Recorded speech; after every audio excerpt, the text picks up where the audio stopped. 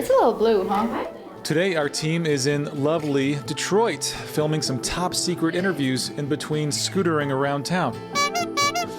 And before our subject arrived, we thought it was the perfect chance to show you a little BTS of how we turn this already beautiful hotel suite into a polished cinematic interview setup. What do you want to say? How's it look? Early Light Media's DP Jonathan Mount and local gaffer Mila Puccini are going to walk you through every step, and then I'll break it down with the key principles you can use to get the same look on any budget. So this is a very nice hotel suite that we have to work with today. Not always the case, but we're lucky. Here's the whole room. You have these big, elegant windows that we want to use in the shot. Originally there was a coffee table here that John moved, and he set up A and B cam like so. Okay, so what we discussed was that we're going to have muslin unbleached, I guess an 8x. We're going to hang it from that window, go up with an arm over, trying to keep this soft and consistent. We already have a lot of clouds outside, so it is helping us, and we can look at the weather, see if there's anything coming in, but it might be just staying kind of consistent this way. And then we can also look at the sun. Yeah, I don't see... Overcast pretty much. Yeah, I think it's pretty much all day. This thing is called Storm Radar. And then I have another app called Sunseeker, which we probably don't need today, but it will tell us the travel angle of the sun, which actually goes right through this window. So we might have like something, you know, a little shaping happening back, but I think if it's overcast plus through the muslin is like a safety. Yeah. That we're gonna have just, we won't probably see it with this day-to-day and everything. And then one issue that we do have that we're going to take care of by closing these windows is that across the street is a convention center, conveniently placed. They have a giant LED display. So it's blasting all these colors into the room. So we're just going to control that by closing some of these curtains. We'll have plenty of light. A-cam is going to have the interviewee in the center, and of course their eye line is going to be just off camera. Why did you choose this angle? Chose this primarily for the window, and we're shooting into the corner. Pleasing on the eyes, you're following the edge of the room, so you're getting these lines that are forcing you to go right in the center, which is kind of right where I placed the person we're interviewing. Sometimes shooting into the corner of a room gives you a lot of length and can add instant depth and keep the focus on your subject. I think the window is beautiful, aesthetically pleasing, and we're gonna wrap the light from the window around, mimicking the look of the window light as the key. So it all kind of plays in to the overall aesthetic. We're gonna put our key here. In order to mimic the light, John puts the key light on the same side of the camera as the windows, making it look as though all of our light is naturally occurring. If he were to move the light to the other side, it would feel a little off because it's more likely that the natural light is coming from the side where the windows are.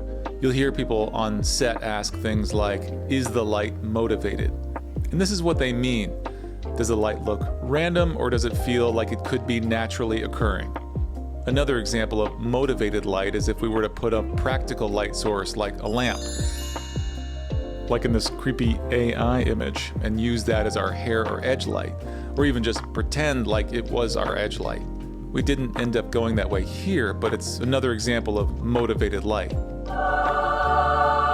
Keeping it motivated prevents us from getting that studio news anchor effect that doesn't feel natural. Big news out of Detroit. Early Light Media wants your lighting to be motivated to avoid looking like our newsroom. Then we have another muslin rag. I think we talked about an 8x as well here. And then we try to, it's a little tight space where we're trying to get the 600X, which is an aperture light. It's kind of a punchy little light, but it has like a scoop in front of it. Try to like fill the space or fill that like rag, and then go like double break it through a diffusion back onto the talent or participant. With a white flag diff on the front. With a, exactly, well with like a T-bone, like a 6x half grid or something like that we spoke about. What Mila is describing is called book lighting, which gives a really soft glow to your on-camera talent. This is where the light source, in our case an aperture 600X, shoots into a reflective surface like a bead board or solid muslin, and then bounces back to the subject through more diffusion, basically double softening your light. It's called book lighting because it looks like a book. The primary source is sandwiched between the reflection and the diffusion. The result is a soft, natural look that flatters any complexion. And then we have a tube or the 2L kind of edging our talent, our participant. A small, soft, subtle hair light is just enough glow to lift the subject from the background. In this case, one Titan tube would do enough. We did consider a light matte 2.0, but it was a little too big for the space we're working with, so this is just fine. It's just enough light. And then we're going to have also a eye light with a grid on it that will sort of like come from this side and just supplement a little bit, you know, for the more seasoned people. No, I'm just kidding. Everybody needs an eye light. Exactly. We'll do on the negative side, we'll do a half and half ounce, and then a neg on the back end. I love that. Neg, decoded, means negative, or actually removing light. Jonathan and Mila added black flags to the far side of our subject to absorb light and carve a little more shadow. This subtle contrast gives the face some more dimensionality. And as a final touch, they also added a white beadboard that gives some subtle fill for the more seasoned people, as Mila said. I'm sure she doesn't mean me.